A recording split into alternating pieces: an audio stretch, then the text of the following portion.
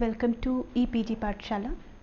Today we'll be discussing the module on Gandhian era and women's participation in the national movement from the paper Women, Governance and Politics.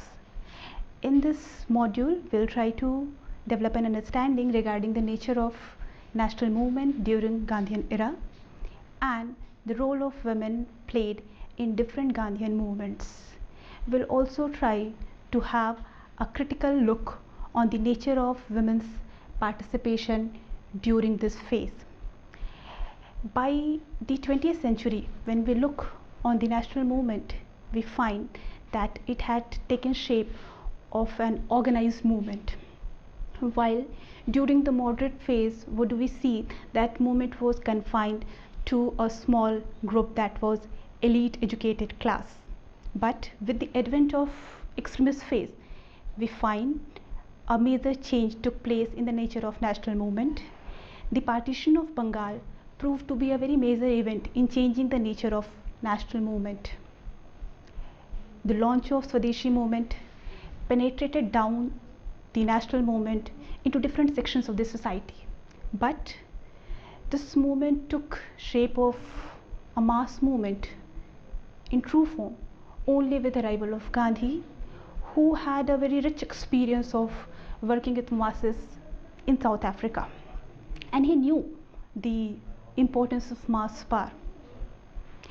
When he came to India, he tried to connect every Indian with the national movement.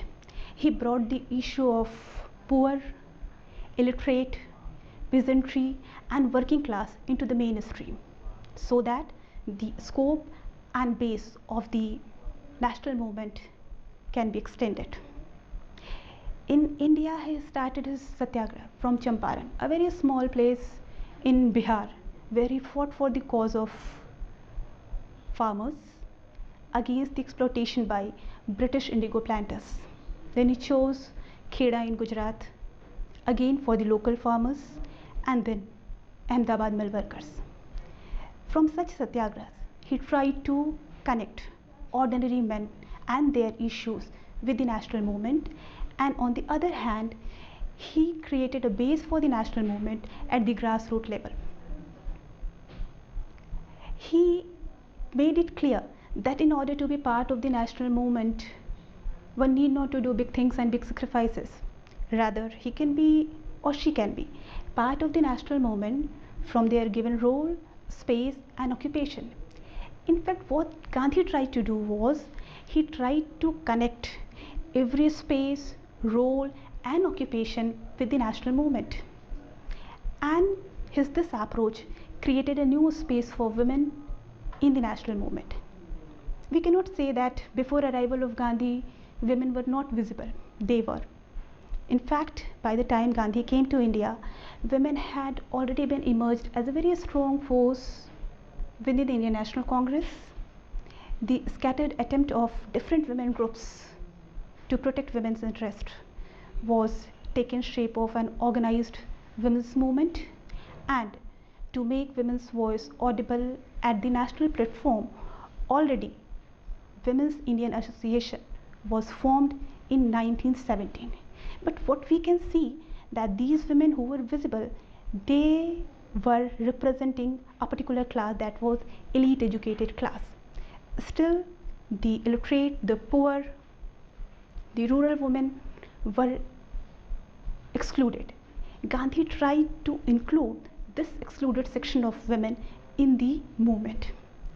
He made them realize that they have immense potential to contribute to the cause of nation.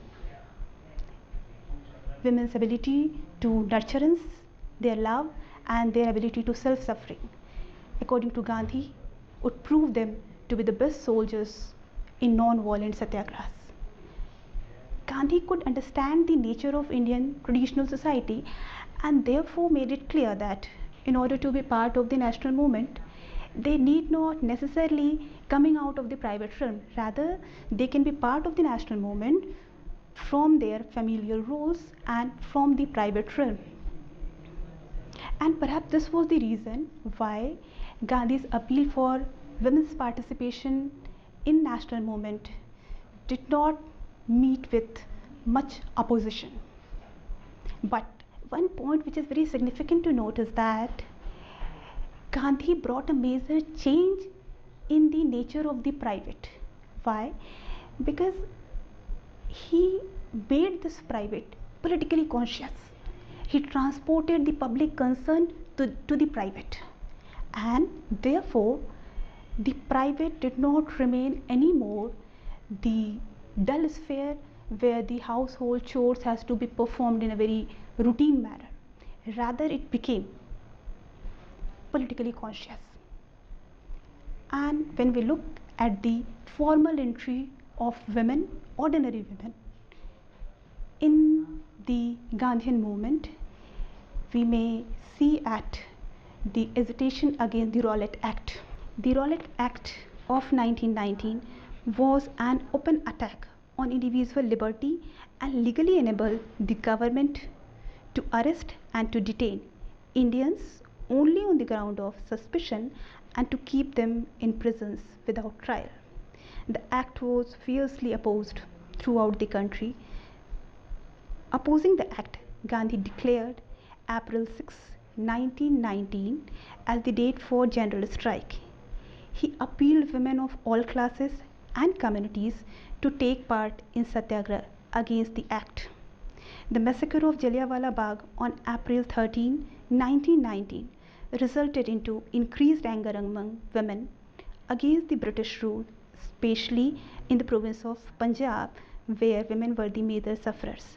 The massacre and brutality inflicted upon women by the police under the martial law played very significant role in raising women's consciousness against British rule. Women actively worked for collecting funds to help the victims of Jallianwala Bagh massacre. Now, ordinary women had learned the language of resentment and had become politically conscious to see and challenge British racial supremacy. This anger paved the way for active participation of women in the non-cooperation movement. In August 1920, Gandhi decided to launch non-cooperation movement, and his proposal was accepted by the Indian National Congress at the special session held on August 20, 1920. The major program of the non-cooperation movement were surrender of titles and honorary positions, resignation from local bodies, boycott of government functions, courts, government schools and colleges, boycott of foreign goods, and promotion of Swadeshi goods and khadi. In these programs, women actively participated. Women who participated in this movement can be broadly divided into two categories.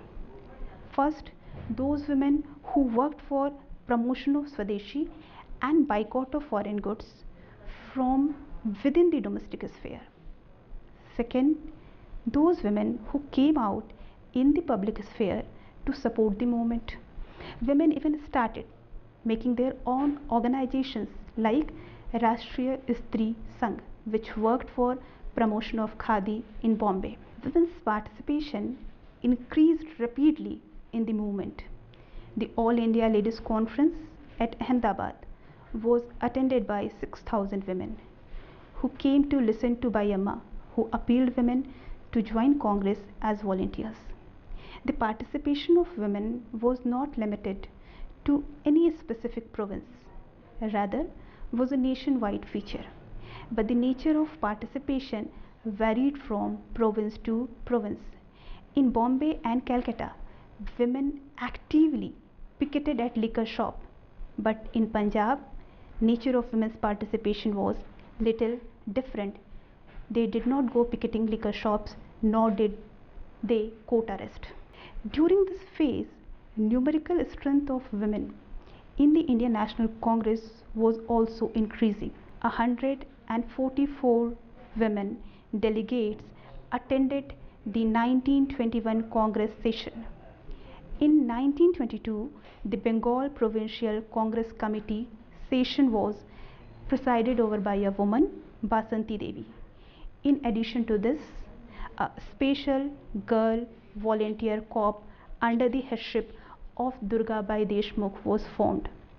After suspension of non-cooperation movement, Gandhi turned his focus to constructive program, where he saw special role for women. He projected spinning as the key solution to the Indian problems as well as to the women's problem. He was of the opinion that educated women should turn their attention to the problems of their rural and poor sisters and should work to uplift them.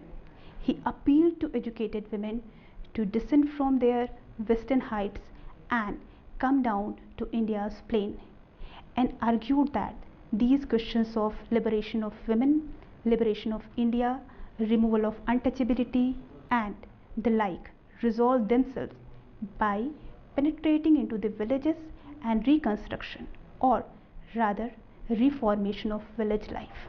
Now, women's participation in civil disobedience movement. We'll have a look on the nature of women's participation in the civil disobedience movement. The movement was launched by Gandhi in 1930. It gave a new momentum to women's participation. The movement started with Gandhi's historic Dandi March from Ahmedabad to Dandi to make salt in defiance of the British rule. Initially, Gandhi was little reluctant about including women in the march, but his decision was widely opposed by women organizations and women leaders. Ultimately, due to mounting pressure of women leaders and organizations, Gandhi wrote to the Congress committee to allow women to participate in the movement. After removal of the restriction, women from different parts of the country, beating all previous record of women's participation, took active part in the movement. What is very interesting to see is that the Congress Working Committee, which was earlier against women's participation in salt satyagraha, they started giving them major responsibilities. Further, a number of women organizations like Mahila Rashtriya Sangh, Desh Sevika Sangh, Nari Satyagrah Samiti, the Ladies Picketing Board, Stri Swaraj Sangh, and the Swayam Sevika Sangh were set up by women to mobilize women for political participation. These organizations have twin goals: political mobilization of women and training them in constructive program. Organized participation of women in civil disobedience movement made it clear that women's participation was not only a matter of giving some kind of concession to the weaker sex, rather it was essential for strengthening the voice of nation against the imperial power. In fact, brutality inflicted by the police upon women satyagrahis who were non-violently opposing unjust laws unmasked the civilizing mission claim of the imperial power. British officials themselves accepted that it was participation of women in the movement which put the British government in a tough position. The movement got wide national and international attention and sympathy due to participation of women. Thus, women's massive participation in the non-violent movement gave validity to the movement and shifted moral authority from the British rulers to the unarmed non-violent subjects. Besides, women's unconditional participation gave validity to women's claim that women have equal potential and commitment to serve the cause of the nation, which make them fit to demand their equal share in the political sphere. Now we need to have a look on the movement for women's rights during the Gandhian era. During the Gandhian era, movement for women's rights and national movement were running parallel. A major demand of women's movement was women's franchise. In 1914, Sarojini Naidu led the delegation to meet Montague for women's suffrage. In 1918, due to her efforts, a resolution got passed at the Special Congress session in support of women's suffrage. The arguments she made in support of women's rights were not based on sameness principle, rather on the complementarity ideal. Pleading the case for women's suffrage, she ensured that right to vote would never deviate women from their traditional roles. But unlike the moderate tone of Sarojini Naidu, women leaders like Sarla Devi supported the cause of women's equal share in the public realm, arguing that women can perform same roles as fellow workers of men in politics and other spheres. During this phase, on the one hand, awareness among women, especially among the educated women, regarding franchise was taking a concrete shape. On the other, nationalist leaders like Gandhi were in favor of postponing the demands of women's franchise and to turn the focus solely on the fight against the common enemy. Even some women leaders like Madam Kama were also of the similar opinion. But despite patriarchal oppositions and paternalistic suggestions, pro-franchise women continued their fight. Such women leaders questioned the policy of Indian National Congress relating to women's role in the Indian National Congress and national movement. Resenting against Indian National Congress neglect of women's issues, a meeting was called by women leaders in Bengal to form a separate congress.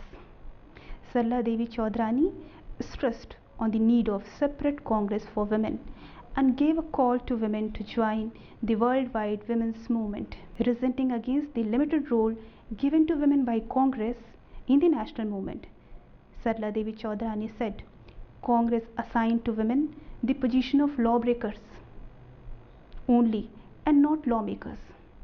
Therefore, women must demand equal treatment and equal status. Such strong views gradually resulted in some success in securing limited right to vote for women at the level of provincial legislatures. But the goal of universal franchise was still a far goal to achieve. Women's organizations and women leaders continued their fight for right to vote, but gradually women leaders themselves got divided on the issue. While one group agreed on special reservation for women in place of universal franchise as an interim measure, women leaders of Women's Indian Association, All India Women's Conference and National Council of Women in India were against it and were demanding nothing less than universal franchise. Thus, women's movement during this phase was uniform neither on issue nor strategies. It was divided in multiple groups. Further, the women's organizations during this phase were not representing interests of all women. The ordinary, poor, working, rural, illiterate women actively participated in the nationalist movement, but women's organizations led by Western educated elite could not integrate these women and their issues into women's movement. Thus, women's movement remained, as Forbes said, too Hindu, too middle class, and too urban to appeal to or adequately represent all Indian women. Now, we'll try to see women's participation in Quit India movement. After the active participation of women in the civil disobedience movement, participation of women became an accepted fact and in fact essential for success of the movement. Being disappointed by British war policy and their neglect of Indian demands, All India Congress Committee in Bombay session on August 8, 1942 passed the historic Quit India resolution and urged for a mass non-violent struggle. After the arrest of Congress leaders on August 9, 1942, the outrage of people resulted in countrywide protest, wherein women's participation was remarkable. They were involved in this movement in different capacities, ranging from participating in mass protest, strikes, and demonstrations to running parallel government and conducting secret underground activities. Women's self-defense committees were set up to impart training in self-defense. To coordinate these self-defense committees, Mahila Atmaraksha Samiti was formed. Thus, Gandhi's do and die speech had an electrifying impact on all women, rural, urban, literate, working class and peasant. Women leaders like Usha Mehta, Aruna Asaf Ali, Matangini Hazra, Sucheta Kripalani and Sarojini Naidu led campaigns in a very strategic manner, which proved that by this time women were fully capable of not only participating in the movement but rather of leading the movement. Apart from these big names, there were a large number of women who led campaigns at the local levels.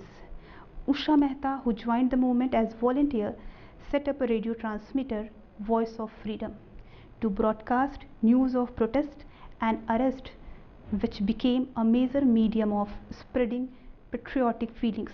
Thus, during the Quit India movement, women participated with a new vigor as self-disciplined soldiers who could take their own stand in absence of leaders. In the movement, women's role was beyond the complementarity ideal advocated by Gandhi. Unlike the previous movements, this time there was no demarcation like men's role and women's role. They almost took up the same responsibility and roles. Further, the cause of nation took a lead over the cause of women, and hence, barring a few exceptions, women leaders and organizations got united on the point that this was the high time for thinking in terms of the nation and so to put a temporary stop on the feminist agenda. On the basis of the above account, what we find? We see that Gandhian era created a new space for women. This time their participation was neither limited nor symbolic. But the scholars have shown their reservation on the nature of women's participation during the Gandhian era and on Gandhi's view on the role of women in the movement. So we need to have a critical look on the nature of women's participation during the Gandhian era. We may begin with Jane Matson Everett, who is of the opinion that Gandhi, though wanted to include women in the movement, but somehow he was not in favor of giving them a role in the public realm. She argues that though women participated during this phase, but what we can see that they were not given leadership roles.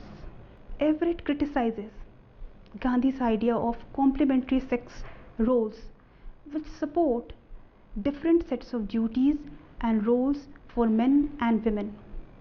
She argues that Gandhi was not always so supportive of women's participation in public life. She further charges that though Gandhian movements encouraged women's participation, but except leaders like Sarojini Naidu and Anusuya Sarabhai, we don't find women holding leadership position. She also says even these leaders were not the independent leaders, as Gandhi was always the supreme commander. She argues that Gandhi included women in most of his satyagraha campaigns, but responded angrily when women wanted to step over the limits he set. Further, most of the women holding leadership position in Gandhian movements were allowed to assume leadership position only when their male relatives got arrested. Everett even argued that most of women leaders who joined Gandhian campaigns were relatives of prominent male leaders and were acting as a representative of these male leaders and not as independent leaders.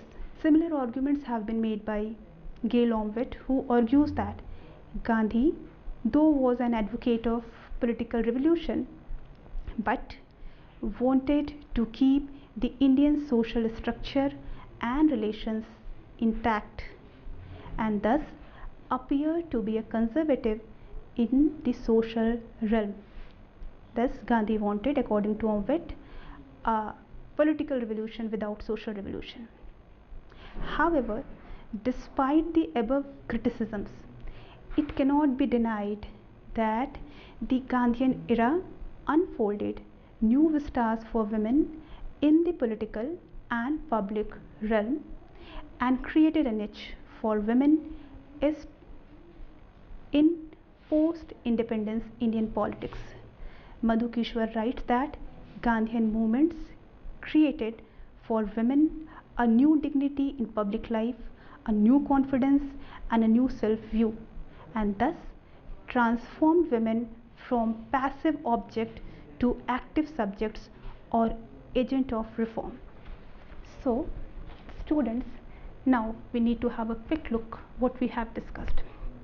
We saw how a major change took place in the nature of national movement with the arrival of Gandhi, and it became a mass movement.